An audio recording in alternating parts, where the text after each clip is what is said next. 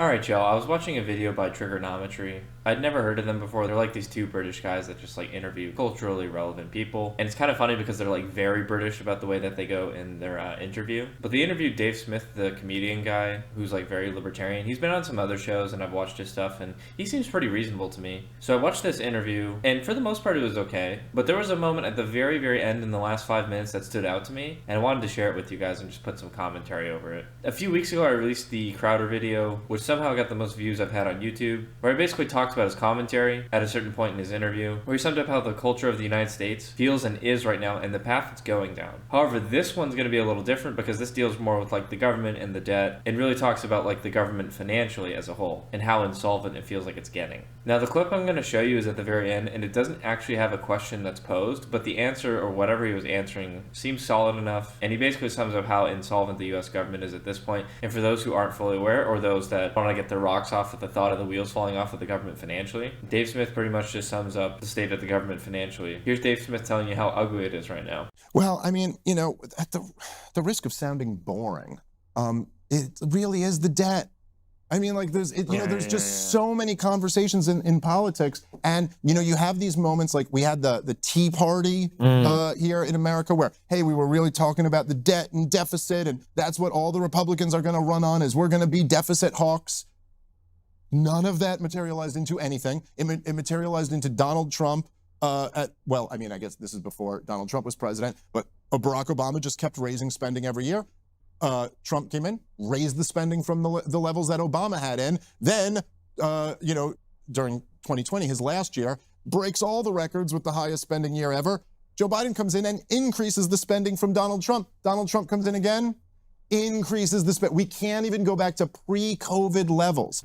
And with the help of ChatGPT, we could see that he is not wrong. You can see that the interest here is pretty small compared to federal spending, at least, you know, as small as 295 billion can be. And, you know, you see the debt jumping up like 600 billion or so every year, and then it goes up a little more here, and then it goes a trillion, 2 trillion, 1 trillion, 2 trillion, we're in 2012, 7/10 of a trillion, full trillion, actually not as much. And all this interest is slowly creeping up, and this is how they get you, right? I guess it goes up and down a little bit here, but it's still from 295 billion to this tame little 442 billion. It's like kind of almost doubled in 15 or 16 years.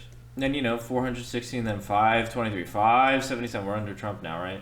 521, 574, and then 724 into 2022, and then 2023, 808 billion. And by this time, the debt's really post-Obama starting to go fucking crazy. 17, 18, 19, 20, 21, 22, 26, 28, 30, 32. I mean, now we're just posting up 2 trillion numbers. I mean, these are fucking enormous for every year, right? And look how long it took us to get from 6 trillion to 8 trillion, right? It took like, what, 4 years? We're doing in 1 year what took like 4 or 5 years previously. So it's going to get exponential, and it's not going to get better, but Dave has more to say about it.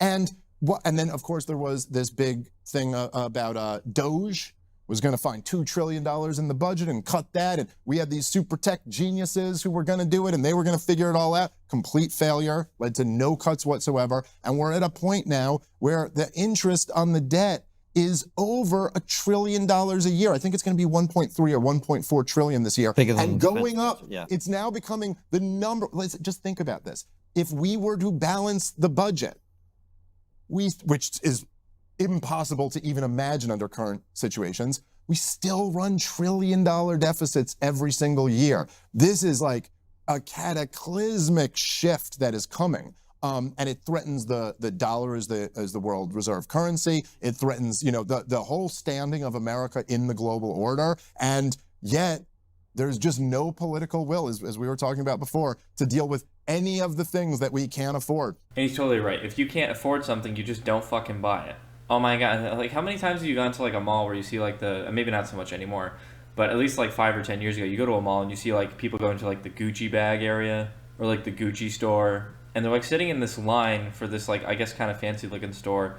And it's like, oh my God, I can't wait to get my Gucci bag. It's like, okay, first of all, it doesn't even fucking do anything. It's a fucking bag. And second of all, can you even afford it? Probably those people can't afford it, right? Let me go pay $3,000 for this fucking bag that probably got made in China for like $13. The point is, if you can't fucking afford it, you don't fucking buy it. ooh, but I want this nice thing. No, we have a limited amount of resources. There's no such thing as a free lunch. If you can't afford it, you don't buy it, or else you go broke, and then it gets foreclosed, and it's even worse. But this is why people don't talk about it, man, because in the paradigm that we exist in, there's nothing you can do. And that's why I think what Trump is trying to do is trying to grow fast enough that you outrun that problem.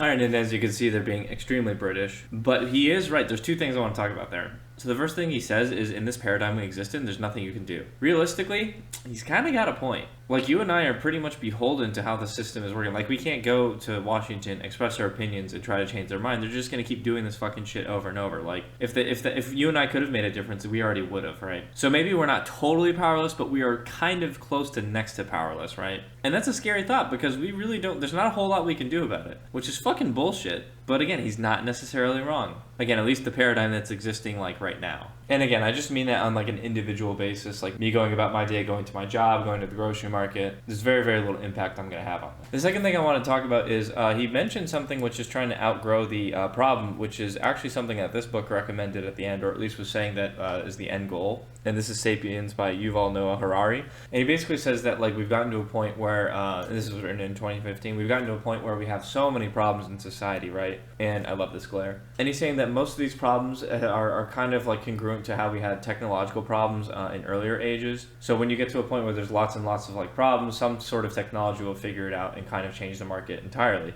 So he's trying to say like, okay, yeah, there is like a light at the end of the tunnel, even though it looks really dark. It's hard to imagine right now, but it is, I suppose, possible that all of this debt goes away because of some sort of technological innovation that changes the market in ways that we cannot possibly see, like a black swan. In 2025, at least we can't see it right now, because the technological growth would make the GDP so much stronger because of this XYZ technology or combination of things that happens. So it is possible that we ride off into the sunset with our debt, and it's like, oh, everything ends up all hunky-dory. But that has to what has to happen is like the snowball that we've built in the last 20 years with the debt, which has become like humongous because it's been going down the mountain for so long, and we're kind of looking at it like, oh shit, I gotta run faster and faster. Well, you're going to get run over by it because eventually it's going to outrun GDP itself. If the snowball is bigger, the debt, the interest, all this fucking bullshit we're shelling out in money is bigger than us, we're just going to get run over by the snowball and flattened, kind of like in a cartoon. And what he's trying to say is if our technology gets to a point where we can like outpace what we're spending, well, maybe we have a chance to outrun the snowball if we put on, like, I guess you could say hypothetically, like supersonic GDP boots, I guess. And somehow we're now faster than the snowball is going down the mountain. So when you're trying to outrun your problem, I guess in that analogy, it's kind of like building something that gets you away from the snowball, even though the snowball is fucking enormous and there's almost like nothing you can do to get away from it. And maybe if AI doesn't kill us all, that's the way that robotics and AI maybe creates enough wealth creation over a rapid period of time that we can sort that. Even with drastic spending cuts, though, you would need rapid growth just to overcome this. Right. So the idea that you can do it without drastic spending cuts is really a problem. But then I would also point out that then this is the thing, I guess, that's frustrating. And so I agree with you, but then I think the whole role is to break that paradigm, just like, you know, how do you do it? Well, just intellectually, like talking about these things. But the point is that, look, the whole lesson of the 20th century about economic systems is so obvious. Like, central planning fails, and laissez-faire free markets produces prosperity. Like, to unbelievable. I mean, look, think about the experiments run in North and South Korea, or East and West Germany, where you have the same race, the same culture, the same, like, everything. Just one is an economic, you know, socialist, and one is reasonably free market. Mm-hmm. So something interesting here I learned is when we look at East Germany versus West Germany and North Korea versus South Korea, we learned some very different things. So don't forget, both those countries were divided up after World War II. The USSR and North Korea tried to invade South Korea. They almost did it. And then the US got involved and pushed them all the way back to the Chinese border. Then the Chinese got involved because they said, oh, fuck no, we're not having no USA border states. So they ended up having a stalemate. And basically the Chinese and the Soviets used North Korea as a buffer from South Korea.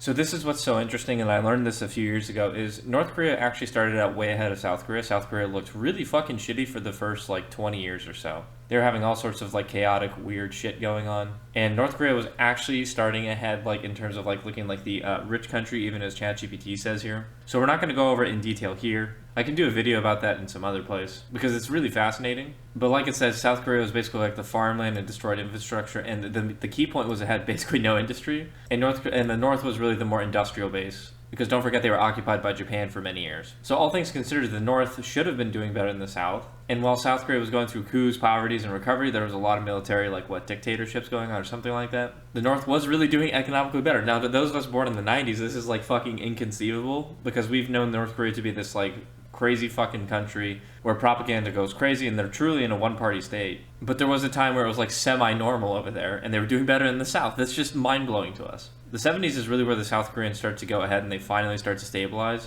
And I guess the U.S. parked a bunch of money in there. And I'm not really an expert on this by any means, but South Korea's economy began doubling every few years, and North Korea's economy began to stall as the Soviet model aged, I guess you could say. Don't forget they were really being propped up by the Soviets as a, maybe not puppet state, but something similar to that. Obviously, in the 90s, they had huge famines. The Soviets collapsed. They stopped getting support from them. And today, the gap is not even close. So you would kind of think that the same logic could apply to East and West Germany, but the truth is not quite. The East was always behind the West. Don't forget the East was always in control by the Soviets. The Soviets had a very, very different relationship with East Germany than the West had with West Germany. Don't forget the Nazis tried to invade Russia, and they killed about 25 million people. When you think about the big loser in World War II, Russia was really, it lost so many people. It was outrageous. They were on the front line. The Eastern Front was absolutely disgustingly brutal. So as the Germans were losing, there's always the saying that the Germans who were caught in Berlin wanted to go to the West as soon as possible, because if they went to the East and surrendered to the Soviets would have no mercy. They would put them in a gulag camp and they would eventually die. Only, I think, 6,000 people or 3,000 people or some ridiculously tiny number ever came back from Russia once they were transported over there. So people who surrendered to the West Allied powers in World War II had a way higher chance of survival because the Eastern Soviets were just so brutal. Because that's what the Nazis did to them. They just said, all right, you want to fucking play this fucking game? They rolled up their sleeves and, Soviets came through just the way the Nazis came through Russia. So with that said, that doesn't mean that after World War II everything's all hunky-dory. Russia is really fucking feeling like, oh my fucking god, you just ruined us. So guess what they're going to do to East Germany, the part that they control? They didn't try to rebuild it. They didn't try to foster it into anything that could ever grow. They basically just stripped it and took it for everything it was worth. And now these East Germans are this poor puppet state of the Soviets. In comparison, the Westerners did pretty okay. Again, people were fleeing away from the East, and they actually built the Berlin Wall to keep people in because so many people were fleeing to the West because they knew how fucking bad it was in the East versus the West. And you can still see this contrast today. The Western cities are generally the more rich ones. The Eastern ones are still behind because of that huge gap in time. This is one of the key points for the East. The USSR dismantled and removed them as war reparations. That was their